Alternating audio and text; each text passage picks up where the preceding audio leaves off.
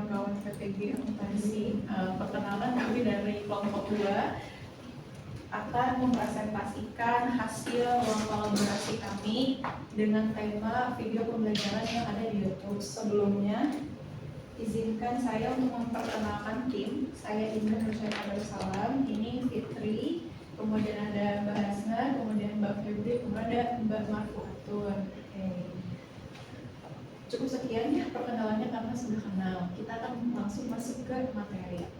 Sebelum masuk ke analisis, sebelum masuk ke analisis pembelajaran yang ada di video di YouTube, kami akan sedikit mereview mengenai teknologi pembelajaran, kemudian media pembelajaran. Jadi pada intinya teknologi itu adalah ilmu yang mempelajari mengenai penggunaan alat menggunakan alat hingga metode pengolahan guna membantu menyelesaikan pekerjaan manusia. Sedangkan teknologi dalam pembelajaran itu artinya adalah memanfaatkan teknologi pada proses pembelajaran. Begitu.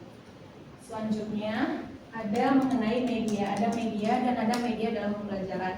Media itu adalah alat untuk menyampaikan informasi dari si pengirim informasi kepada penerima informasi. Sedangkan media pembelajaran adalah media yang digunakan untuk menyampaikan informasi ketika pembelajaran. Gitu. Cukup sekian ya reviewnya, kita akan langsung masuk ke analisis. Nah sebelumnya saya udah ngirim 2 link ya. Apabila teman-teman ditanya-tanya kenapa videonya ada 2, jadi kami sengaja menganalisis 2 video. Yang satu itu video yang lengkap dari awal pembelajaran sampai akhir, menggunakan beberapa media yang bermacam-macam, menggunakan teknologi yang bermacam-macam juga. Sedangkan video yang kedua itu hanya menggunakan satu teknologi dan satu media. Jadi kita akan melihat apa bedanya begitu. Rencananya seperti itu. Saya sih mikirnya kalian udah ngeklik sendiri ya videonya, oke? Dari video pertama itu pembelajaran di tata busana dengan topik bahasan bagaimana cara memecah pola untuk baju atau BB anak atau gaun anak gitu. Nah, teknologi yang digunakan pertama laptop, proyektor, layar proyektor, dan Google Classroom. Jadi ada yang teknologi secara offline dan ada teknologi yang secara online. Yang kedua, media yang digunakannya adalah PowerPoint yang menayangkan materi di hadapan siswa. Kemudian ada video tutorial yang diberikan di akhir. Selanjutnya ada modulnya itu ada dalam bentuk e-modul dan ada dalam bentuk yang sudah di-print dan dibagikan kepada siswa. Nah, dalam modul tersebut ada LKPD-nya. LKPD-nya ini jadi anak-anak itu praktek membuat pemecahan pola gaun anak, tapi prakteknya menggunakan seperti miniatur baju anak gitu. Jadi mereka menyusun pola-pola tersebut sampai menjadi baju yang lengkap. Kemudian yang kelima, gurunya itu membawa contoh baju anak yang sudah jadi, yang sudah dijahit sampai selesai. Selanjutnya akan dilanjutkan oleh rekan saya.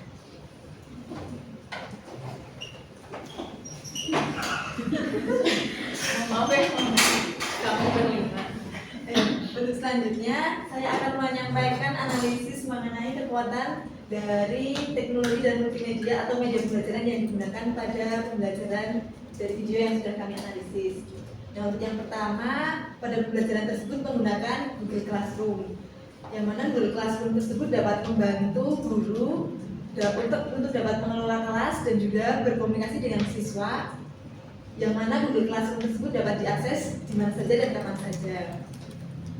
Selain itu, dengan menggunakan Google Classroom dapat meningkatkan kemandirian peserta didik, yaitu guru memberikan materi ke Google Classroom yang kemudian dapat dipelajari oleh siswa secara mandiri sebelum berada di dalam kelas.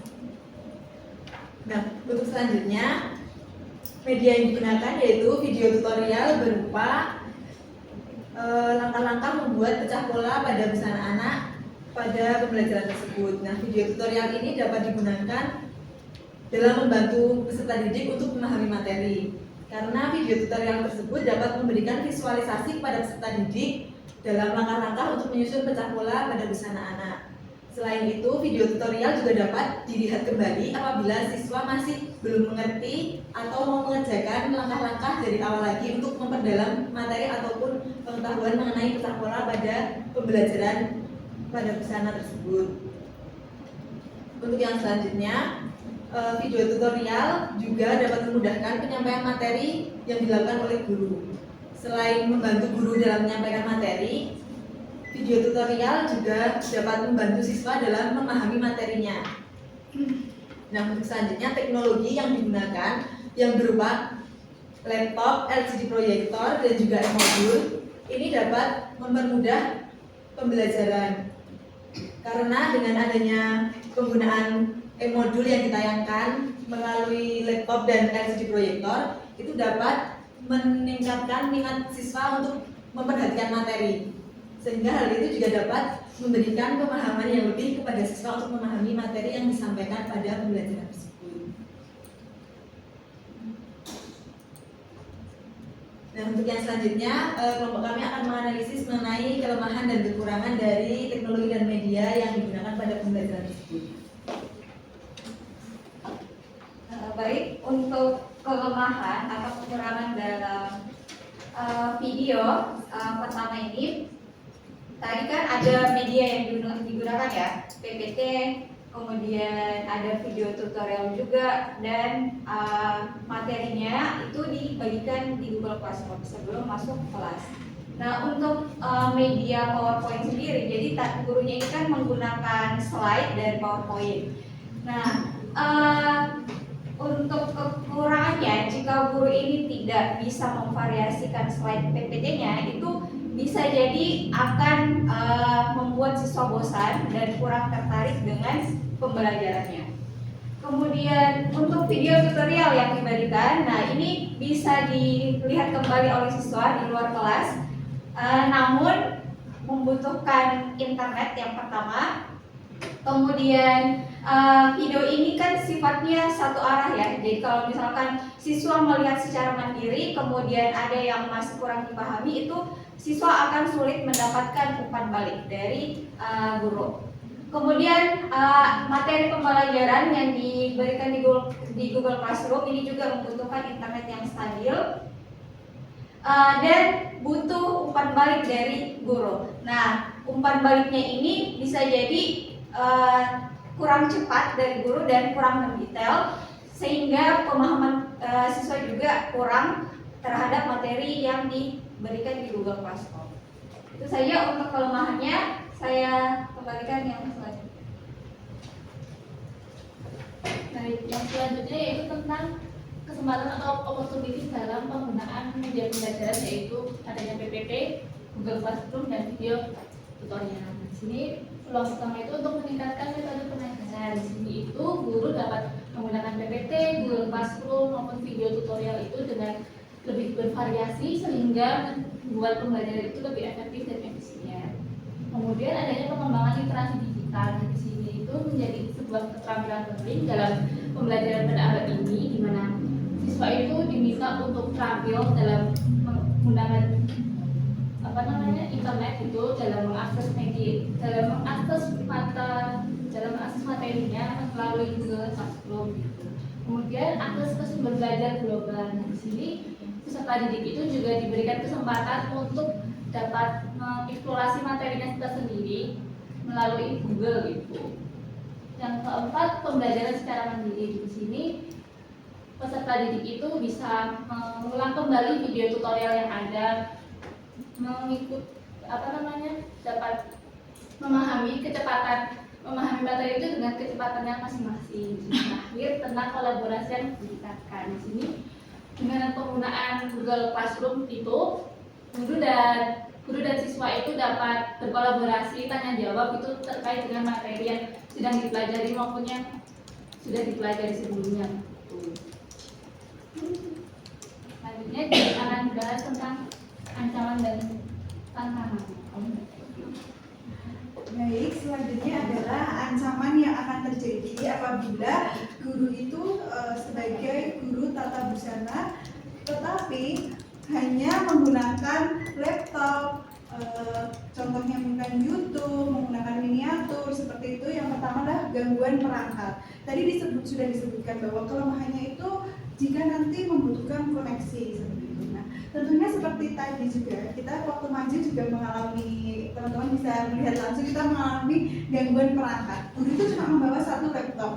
Nanti jika keadaannya tiba-tiba laptopnya mati atau ada aplikasi yang error, kemudian koneksi buruk, ada hujan koneksi buruk. Apalagi di Indonesia ini kan daerahnya berbeda-beda dan sangat beragam. Nah, itu bisa mempengaruhi bagaimana nanti koneksi itu ada atau tidak seperti itu. Ya, kemudian yang kedua adalah pemahaman yang salah. Kenapa bisa pemahaman ini menjadi ancaman? Karena guru itu hanya mencontohkan melalui digital, melalui platform digital dan menggunakan miniatur. Sedangkan busana itu kan nanti akan dipakai. Nah, siswa-siswa ini, apalagi nanti kalau masih di kelas 10 seperti itu ya, mereka akan bingung bagaimana cara dari miniatur ini kita buktikan, aplikasikan menjadi baju yang senyatanya seperti itu. Nah, kemudian yang ketiga mengurangi interaksi langsung. Kalau kita lihat di video, guru itu menjelaskan di depan, anak-anak melingkar untuk kemudian mendengarkan guru itu menjelaskan. Nah, itu juga mengurangi interaksi karena anak-anak akan fokus terhadap apa yang ada di layar. Tidak ada kolaborasi bersama teman seperti itu. Kemudian tantangannya adalah memastikan tidak mengurangi kualitas praktikum. Bagaimana guru bisa mendesain kelas agar tetap menggunakan multimedia yang digunakan tersebut, tapi memastikan bahwa pemahaman teman-teman murid itu sama dengan apa yang mereka tuangkan di platform digital tersebut. Kemudian penilaian praktis. Bagaimana cara guru itu nanti bisa menilai busana yang dibuat, miniatur busana itu sesuai dengan kenyataannya nanti. Kemudian tantangannya lagi adalah guru harus meminimalisir adanya distraksi perhatian. Karena kalau cuma presentasi seperti ini, seperti sekarang yang teman-teman rasakan ya, teman-teman ingin melihat guru menjelaskan seperti itu. Biasanya distraksinya apa? Mengantuk, ya. Atau kalau nanti di laptop guru ada notifikasi seperti itu. Nah, kemudian resiko kebocoran data pribadi. Karena tadi menggunakan Google Classroom ya teman-teman, kita biasanya kalau menggunakan aplikasi-aplikasi yang disediakan oleh Google kan kita harus memasukkan data diri sebagai registrasi awal. Nah, itu melihat keamanan data di Indonesia ini sangat minim ya. Nanti apalagi ini yang kita ajarkan adalah siswa. Kadang siswa itu belum memiliki pemahaman seperti kita bagaimana agar datanya aman. Seperti misalnya menggunakan internet di luar tanpa tahu sumber dari internetnya itu wifi gitu ya, kan itu bisa juga menyerap data dari siswa. Seperti itu. Dari kami selanjutnya akan dilanjutkan Mbak Indah. Oke, udah ketemu lagi dengan saya teman-teman.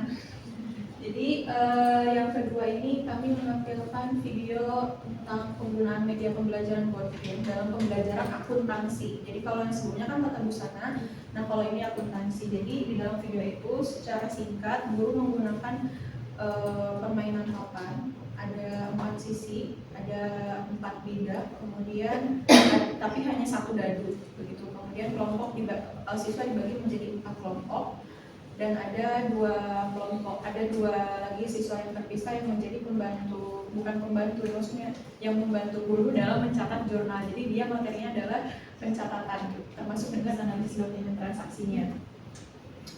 Teknologi dan media pembelajarannya lebih minimalis daripada yang sebelumnya. Teknologinya hanya menggunakan laptop, kemudian dia menggunakan spreadsheet. Medianya adalah perangkat papan permainan itu, gitu termasuk dadu, papannya, dan bidak-bidak yang dibuat custom dan lucu oleh gurunya. Itu jadi kalau dilihat dari video itu bisa kelihatan bahwa memang permainannya dibuat oleh guru. Selanjutnya akan dibahas oleh rekan saya.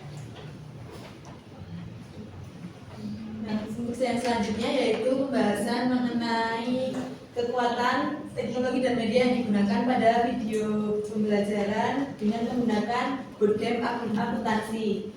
Nah, dengan menggunakan board game akuntansi ini, pembelajaran yang dilaksanakan oleh guru menjadi lebih interaktif dan aktif karena pembelajaran dikemas dengan menggunakan games yang mengintegrasikan soal-soal pencatatan dokumen transaksi dengan dilakukan analisis dan pencatatan oleh peserta didik yang melakukan peran. Nah, di dalam board game akuntansi ini terdapat 3 siswa pada masing-masing kelompok, 2 siswa yang berperan sebagai manajer dan asisten manajer, kemudian ada 1 orang yang berperan sebagai akuntan.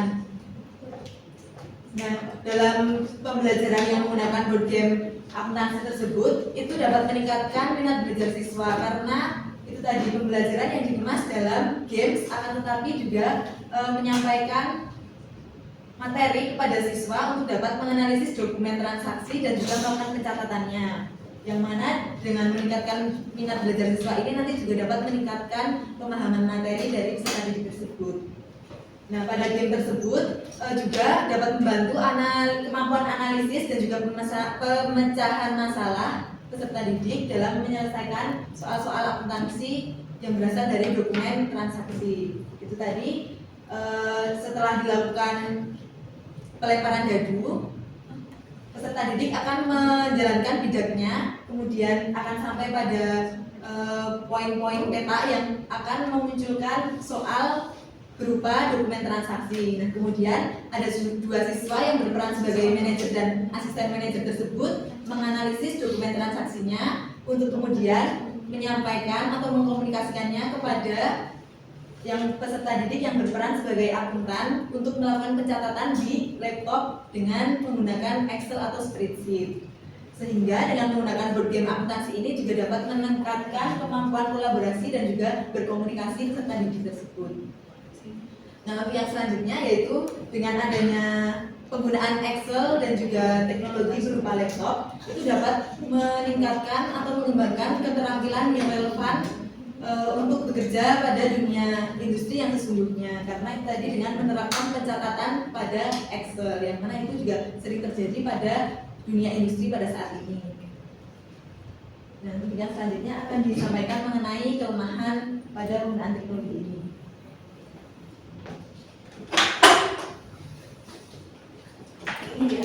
Ya, kembali lagi ya untuk membahas kelemahan atau kekurangan di video kedua ini, di mana itu medianya menggunakan board game, sejenis permainan. Jadi untuk kelemahannya yang pertama, namanya juga permainan, pasti di dalamnya ada kompetisi, akan ada menang sama kalah. Nah, ini bisa saja mengalihkan fokus siswa dari inti materi pembelajaran karena ada tekanan untuk memenangkan kompetisi itu. Kemudian yang kedua, kelemahannya itu karena ini board game, bisa saja tidak semua siswa itu memahami aturan permainannya atau cara bermainnya, sehingga sebelum memainkan itu guru harus butuh waktu untuk menjelaskan permainannya itu, sehingga ini akan memakan lebih banyak waktu dan mengurangi waktu untuk inti pembelajarannya sendiri. Itu saja untuk kelemahannya. Selanjutnya peluang. Nah, untuk peluang dari media yang digunakan ini, yang pertama itu adanya gamifikasi dalam board game.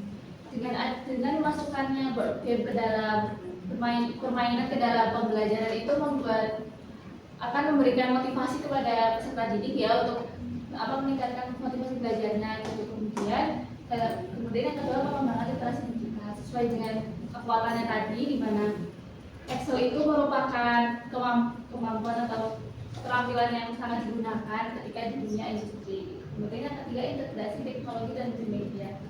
Di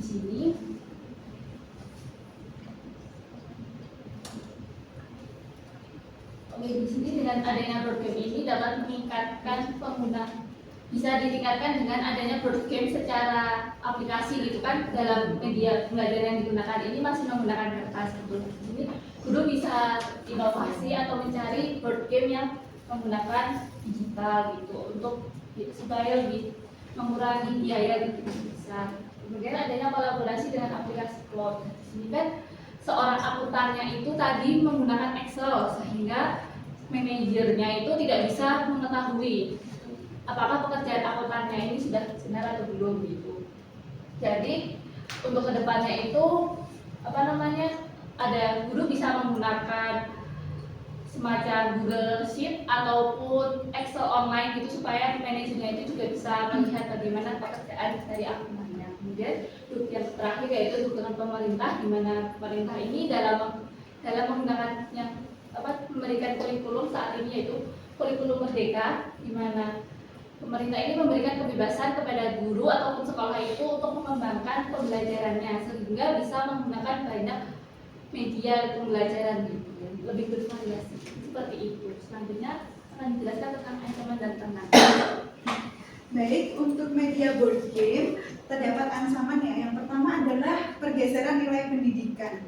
Karena ketika menggunakan board game, siswa itu bisa hanya fokus dalam permainannya saja tanpa mengetahui sebenarnya apa sih yang kita pelajari seperti itu. Nah, kemudian yang kedua adalah kesulitan dalam mengukur pemahaman siswa, karena tadi pembagian yang berbeda. Yang tiga mengerjakan game, yang satu jadi manajer, yang satu jadi manajer, yang satu mengoperasikan laptop menjadi akuntan. Nah, itu kan suatu peran yang sebenarnya kalau kita lihat kurang apple to apple ya. Yang hanya mengerti tentang materi pasti yang jauh lebih mengerti yang memegang laptop, sedangkan yang lain hanya seperti teka-teki, hanya mengumpulkan data seperti itu. Nah, kemudian yang ketiga, partisipasi anggota lain dalam pengambilan keputusan.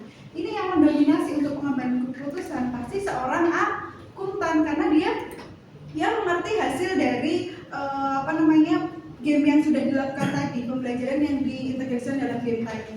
Kemudian informasi itu tidak tersebar dengan baik. Yang tahu informasi, identifikasi dan analisis awal itu hanya teman-teman yang sedang mengerjakan gamenya. Tapi untuk manajer serta akuntannya kan mereka menerima data seperti itu. Jadi kurang informasi, nanti kurang untuk tersebar dengan baik. Dan pun yang mereka sedang mengerjakan game, mereka kurang mengetahui tentang akuntansinya yang sedang dikerjakan oleh si pengoperasi komputer tersebut atau laptop. Kemudian tantangannya adalah guru itu harus memastikan bahwa semua kelompok bisa berkomunikasi, tidak hanya 3 orang yang bergabung dalam game, tapi bagaimana siswa sebagai manajer serta akuntan itu juga ikut andil dalam berkomunikasi untuk menentukan jalannya permainan tersebut yang terintegrasi dalam materi akuntansi. Kemudian yang kedua, menentukan peran dan tanggung jawab kelompok, bagaimana guru bisa membimbing siswa atau murid agar membagi kelompok secara adil seperti itu. Kemudian yang terakhir, pemerataan pemahaman. Tadi hampir sama dengan yang di ancaman tadi, guru tuh harus memastikan bahwa